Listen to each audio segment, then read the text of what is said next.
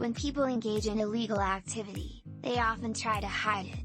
That's been the case in San Francisco, where for months, city officials have quietly been running a safe drug consumption site, a violation of state and federal law. The mysterious Tenderloin Center, as it's known, includes a fenced-in patio obscured by tarps that blocks off part of a public square, across the street from a new Whole Foods.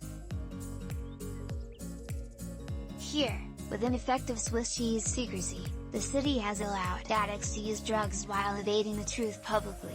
Media have been barred, despite repeated requests. Direct questions about whether guests were allowed to use drugs have received roundabout, wink-wink answers, with quick redirects to the bevy of other available services inside the adjoining building.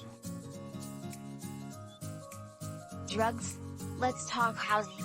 That stonewalling broke Thursday, when journalists including myself were allowed inside, albeit when the center was closed and there wasn't much to see. It was an overdue acknowledgement that the city by the bay has gone rogue in its fight against a rising surge of overdose deaths, 38 in this neighborhood alone from January to April. Though the furtiveness around the center led to mistrust and misinformation, and supercharged at least one political campaign based on a return to lock-em-up policies, it's long past time that California got serious about stopping overdose deaths, even if it means asking forgiveness rather than pee.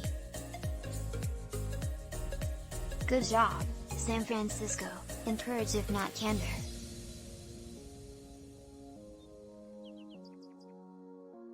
Vitka Eisen, the chief executive of Healthright 360, a non-profit that is in charge of the overdose prevention area, told me, nervously, that up to 200 people a day come to use illegal drugs they have brought with them, though no buying or selling is allowed. About 2/3 of those are smoking, largely fentanyl but also crystal meth and heroin, while the rest inject. More than 100,000 people died of overdoses in the U.S. last year, nearly a 30% rise over the prior year. That's one person every 5 minutes who dies from a cause so simple to avoid it usually just requires a few squirts of the nasal medication Narcan, which Tenderloin Center workers carry and which is stacked around the facility for others to take and use on the street. So far, 92 overdoses have been reversed since the center opened in January.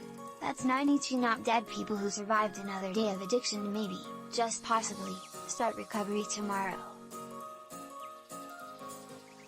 The state legislature is considering a bill that would legalize the San Francisco facility and allow Los Angeles and Oakland to open them as well.